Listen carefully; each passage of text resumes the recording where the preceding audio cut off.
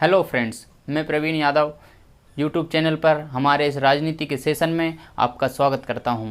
जैसा कि आप सभी जानते हैं, इससे पहले हम 1773 के चार्टर एक्ट एवं 1784 के पिट्स इंडिया एक्ट और 1786 के अधिनियम की चर्चा हम कर चुके हैं।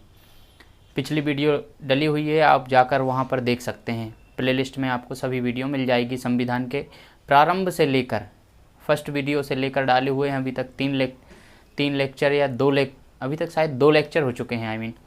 ये तीसरा लेक्चर है।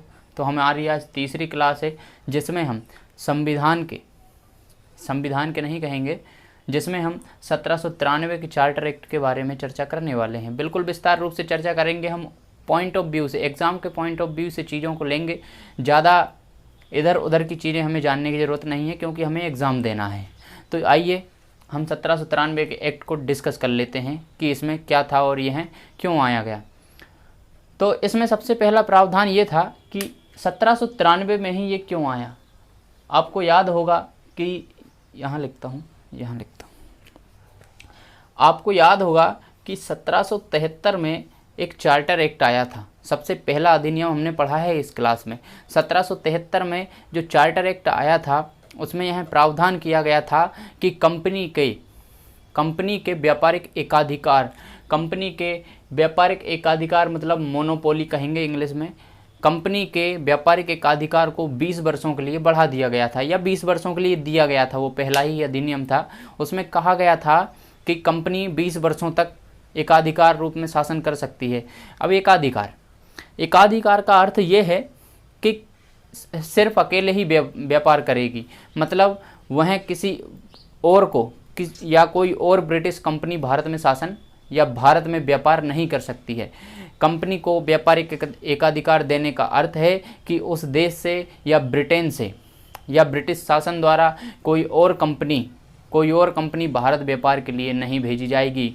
मात्र एक कंपनी, ईस्ट इंडिया कंपनी, जो कि 1600 ईस्वी में भारत आई थी, वही भारत में व्यापार करेगी। सिर्फ अकेली कंपनी, ईस्ट इंडिया कंपनी। ये था व्यापारिक एकाधिकार, जो कि 1793 में उसके 20 वर्ष हो गए थे। अब 20 वर्ष हो गए थे तो फिर से बात करनी पड़ेगी। तो अब 1773 से 1793 20 साल का शासन रहा। 1793 से 83 से 93 20 साल में व्यापारिक एकाधिकार किसके पास रहा? कंपनी के पास रहा, ईस्ट इंडिया कंपनी के पास। इसको 20 साल तक और बढ़ाया गया। इसमें सबसे पहली लाइन यही है कि कंपनी, ईस्ट इंडिया कंपनी के व्यापारिक एकाधिकार को 1793 से लेकर 20 वर्षों तक और बढ़ाया गया। मतलब यह कहाँ पहुँच गया? 1813 तक। इसे 1813 तक बढ़ा दिया गया, कंपनी के व्यापारिक एकाधिकार को 1813 तक बढ़ा दिया गया। उसके बाद इसमें सेकंड प्रावधान क्या किया गया? इस एक्ट में सेकंड प्रावधान किया गया कि इस अधिनियम में कहा गया कि कंपनी की वार्षिक आय का निर्धारण किया गया कि हम कितना वार्षिक आय लेंगे या कितना कमाएंगे एक साल में। तो यहाँ पर कहा गया कि वार्षिक आय 12.5 लाख पाउंड, ये लिखा हुआ है, आप स्क्रीनशॉट ले लीजिएगा। ये 12.5 लाख पाउंड एक वर्ष में कमाने का लक्ष्य रखा गया। 12.5 लाख पाउंड में है, ये रुपए में नहीं है, ध्यान रखिएगा। 12.5 लाख पाउंड एक वर्ष में कमाने का मतलब लक्ष्य रखा गया। अब इस लक्ष्य में क्या था? ये 12.5 लाख रुपए जो था, इसमें से 5 लाख रुपए ब्रिटिश कंपनी ने या ईस्ट इंडिया कंपनी ने ब्रिटिश शासन से, मतलब ब्रिटेन से जो कर्जा लिया था, याद है आपको? 1773 में कर्जा लिया था जब कंपनी घाटे में हो गई थी और वारेन हेस्टिंग आए थे, तो क्लाइव के द्वैत शासन के कारण कंपनी घाटे में हो गई थी। इसका मैं थोड़ा सा बता देता हूँ आपको। क्या हुआ था? क्लाइव ने द्वैत शासन लागू किया था। क्लाइव सबसे भ्रष्टतम सरकार रही। तो क्लाइव के जो कर्मचारी और अधिकारी थे वो बहुत ज़्यादा भ्रष्ट थे। उन्होंने स्वयं का मतलब स्वयं के नाम से व्यापार करने लगे थे वो लोग, तो कंपनी घाटे में थी। तो कंपनी को चलाने के लिए उस समय वारेन हेस्टिंग ने कहा था कि मुझे कर्जा दे दीजिए। उस कर्जे का ब्याज और उस कर्जे की रकम को चुकाने के लिए यह निर्धारण किया गया 1793 में कि 5 लाख पौंड, जो आप 12.5 लाख पौंड प्रति वर्ष का आपने लक्ष्य रखा है, इसमें से 5 लाख पौंड प्रति वर्ष आप ब्रिटिश शासन को या ब्रिटिश संसद को पहुंचाएंगे। इसमें से 5 लाख पौंड आप कर्ज या ब्याज के रूप में हमें देंगे, जो भी आपका होता है। उसके बाद इसमें बचे 7.5 लाख पौंड रुपए, 7.5 लाख पौंड रुपए इसमें बच गए हैं। तो उसमें से 5 लाख पौंड रुपए क्या किया गया, प्रावधान किया गया कि 5 लाख पौंड जो है वो ये अपना शेयर होल्डर हैं, जो कंपनी के मालिक हैं, उनमें बांट दिए जाएंगे। जो कंपनी के मालिक हैं 5 लाख पौंड उसमें बांट दिए जाएंगे। मतलब आप अपना शेयर जिस हिसाब से भी हो, आपका जो भी परसेंट हो, आप इसमें से ले सकते हैं। उसके बाद थर्ड क्या किया गया इसमें प्रावधान की, क्या किया गया कि 2.5 लाख पौंड जो बचा है, देखिए आप 12.5 है, 5 लाख 10 लाख 2.5 लाख, 2.5 लाख पाउंड जो बचा था, उनने कहा कि ये 2.5 लाख आप वेतन के रूप में बांट दीजिएगा कर्मचारियों को। ठीक है, तो ये 2 प्रावधान हमने पढ़े। थर्ड इसमें क्या किया गया, थर्ड इसमें क्या कहा गया उसको भी हम जान लेते हैं। इसमें कहा गया, समझ तो आ रहा है ना भाई, समझ आ रहा हो तो प्लीज़ लाइक और सब्सक्राइब जरूर कर दीजिएगा, क्योंकि नई क्लास शुरू हुई है तो अभी थोड़ा रोलिंग में आने में टाइम लगेगा। Thank you. थर्ड प्रावधान क्या किया गया, थर्ड प्रावधान किया गया कि जो गवर्नर जनरल था, 1786 का एक्ट पढ़े हो, नहीं पढ़े हो तो पीछे की वीडियो जाके देखो। 1793 के एक्ट में यह कहा गया कि 1786 में जो गवर्नर जनरल कॉर्नवालिस आया था, उसको कुछ स्पेशल शक्तियां दी थी, उसको कुछ जो विशेष शक्तियां जो प्राप्त हुई थी, उनमें यह था कि वह कार्यकारिणी परिषद के निर्णय को रद्द कर सकता था, वह कार्यकारिणी परिषद के निर्णय को रद्द कर सकता था। तो इसमें क्या प्रावधान किया गया, इसमें यह प्रावधान कर दिया गया कि गवर्नर जनरल को वो शक्तियां सिर्फ कॉर्नवालिस को दी थी, लेकिन 1793 के अधिनियम में यह कहा गया कि आने वाले गवर्नर जनरलों को भी, आने वाले 1793 के बाद जो गवर्नर जनरल आएंगे, आने वाले गवर्नर जनरलों को भी वही शक्तियां प्राप्त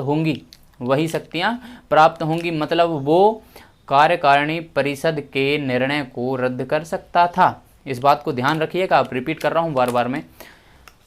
और इसमें क्या कहा गया कि ये जो गवर्नर जनरल होंगे कॉर्नवालिस के बाद जो भी गवर्नर जनरल होंगे, तो कहा गया, वैसे तो जॉन सॉर आए थे, हमें याद है, केवल न्याय विधि मतलब कानून होता है, जो कानून बनता है लॉ, और कर टैक्स, न्याय जस्टिस, विधि कानून या लॉ, और कर मतलब टैक्स, इन तीन के निर्णयों को रद्द नहीं करेगा।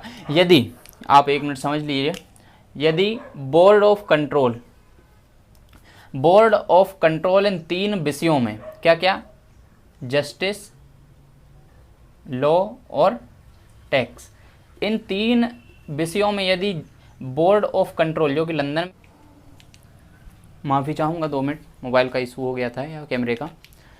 तो हम बात कर रहे थे कहाँ, थर्ड पॉइंट पे बात कर रहे थे, गवर्नर जनरल को कॉर्नवालिस के समान शक्तियाँ दी गई, केवल न्याय विधि और कर के नियमों को छोड़कर। तो इसमें क्या कहा गया, ये नियमों नहीं, सॉरी, ये निर्णय है।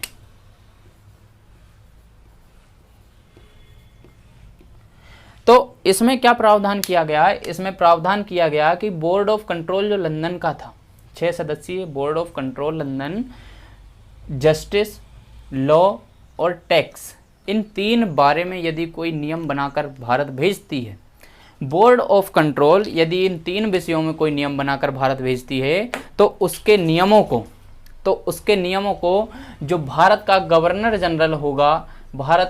जनरल होगा, इसे यह रद्द नहीं कर सकता, मतलब उसे यह मानने ही होंगे। बस ये प्रावधान कर दिया गया, जबकि कॉर्नवालिस को इन्हें भी रद्द करने का अधिकार दिया गया था।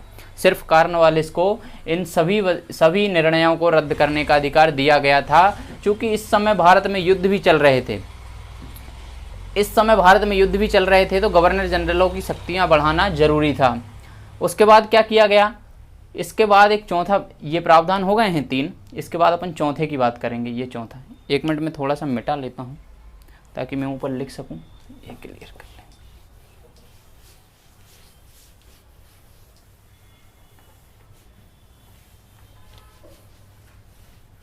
लें। स्क्रीनशॉट आप प्लीज़ थोड़ा रिवाइंड करके ले लीजिएगा। हाँ, तो बात कर लेते हैं चौथे प्रावधान की। इसमें चौथा प्रावधान ये कहा गया कि पहले तो क्या था, पहले सेंट्रल में क्या थी, कार्यकारिणी परिषद। पहले सेंट्रल में कार्यकारिणी परिषद थी एक, जिसमें गवर्नर जनरल बैठता था। अब क्या किया गया, प्रांतों में भी गवर्नर जनरल को बिठाला गया। प्रांतों के लिए एक गवर्नर जनरल की व्यवस्था की गई 1793 के एक्ट के तहत।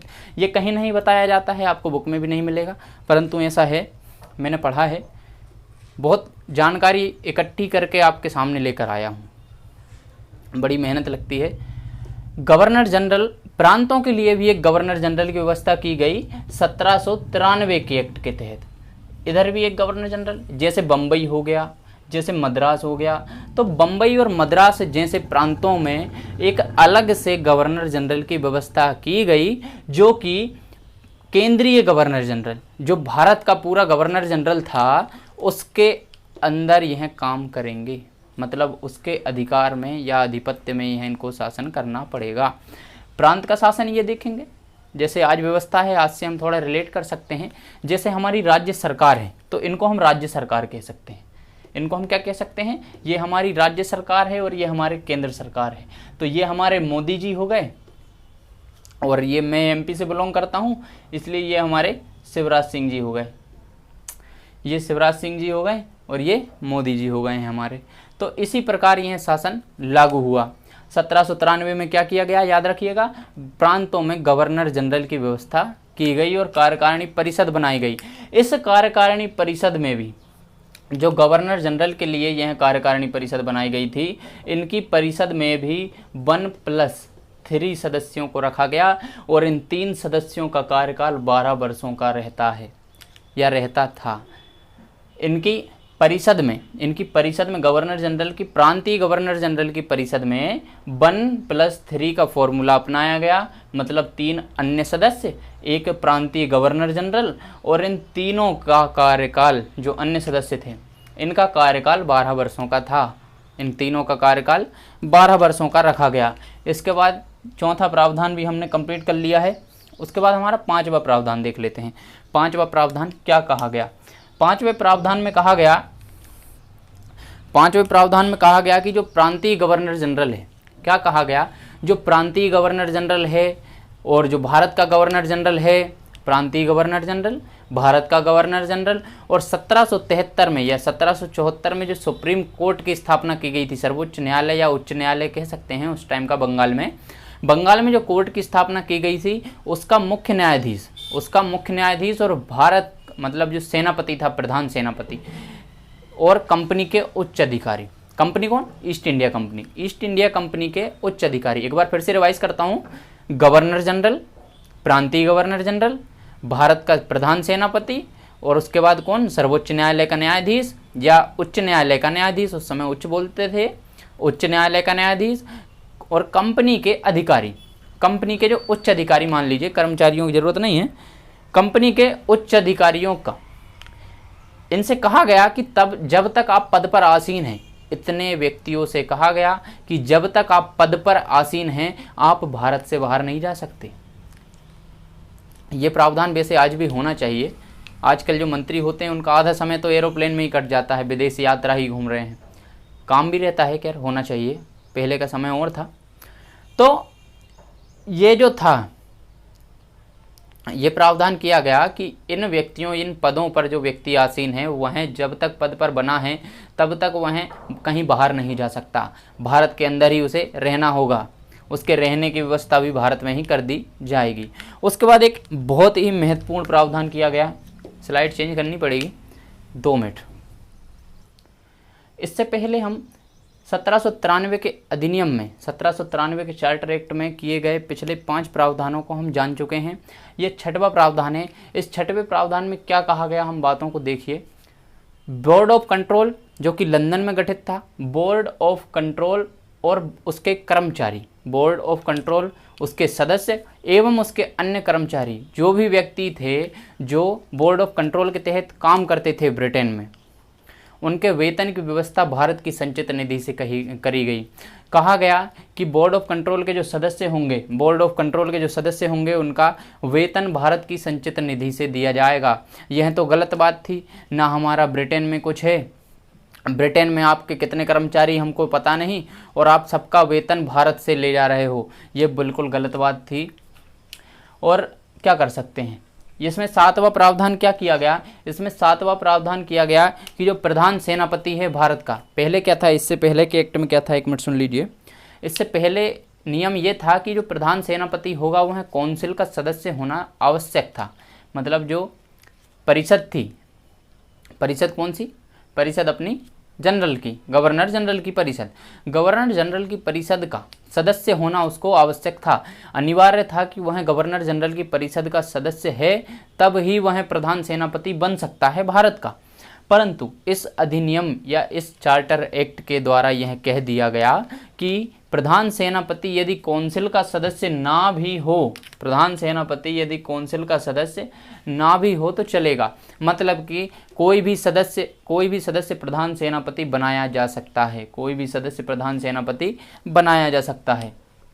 उसके बाद 8वां पॉइंट क्या कहता है, 8वां पॉइंट कहता है कि जो उच्च न्यायालय जो गठित किया गया था बंगाल में, एससी बोल सकते हैं या एचसी बोल सकते हैं, उच्च न्यायालय ने बोल दिया सेना को, नौसेना से कहा गया नौसेना को खुले समुद्र में, पहले क्या था, पहले एक मिनट समझ लिए, जैसे ये भारत है, ये पश्चिम बंगाल, तो यहाँ से थोड़ी दूर तक इनको व्यापारिक अनुमति थी कि आप इससे इधर ना जाएं, लेकिन 1793 के अधिनियम में यह कह दिया गया कि खुले समुद्र में व्यापारिक अनुमति है, आप जितनी दूर तक चाहो व्यापार कर सकते हो।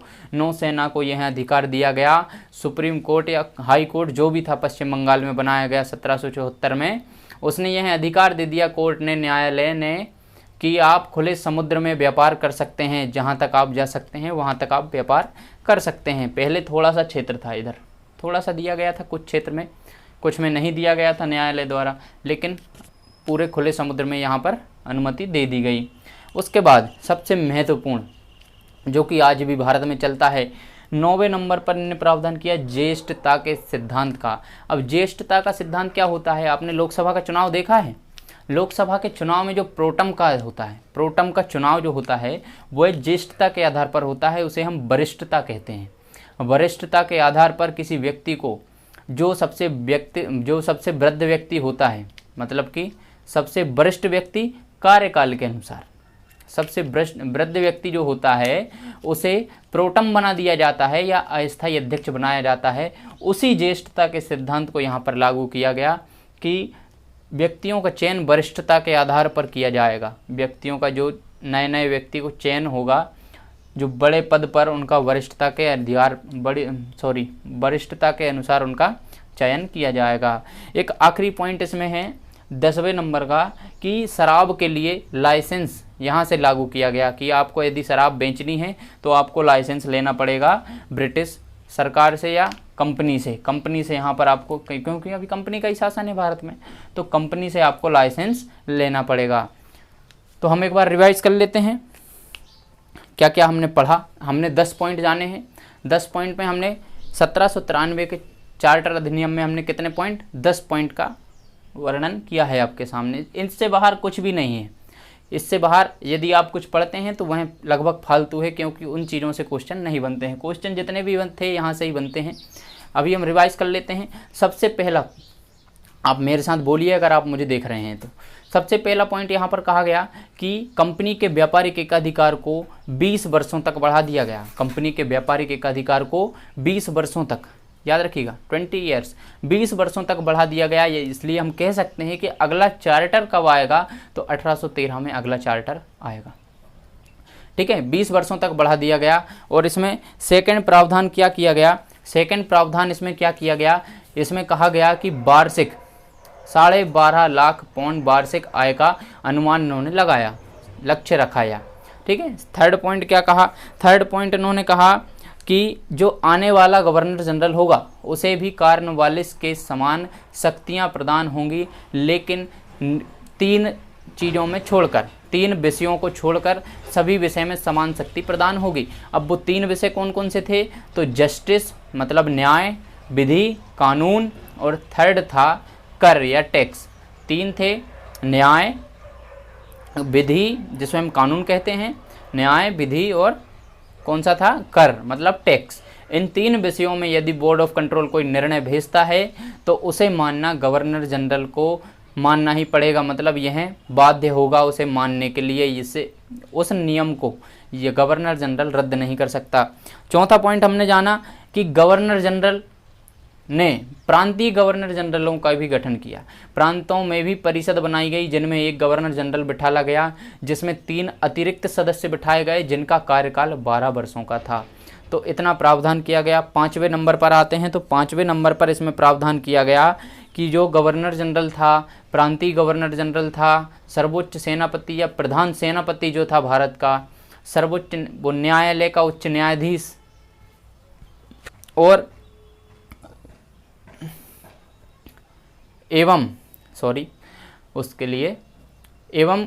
फिर से रिवाइज कर लेते हैं। गवर्नर जनरल, प्रांतीय गवर्नर जनरल, प्रधान सेनापति, उच्च न्यायालय का न्यायाधीश एवं 5वां कौन? कंपनी के उच्च अधिकारी।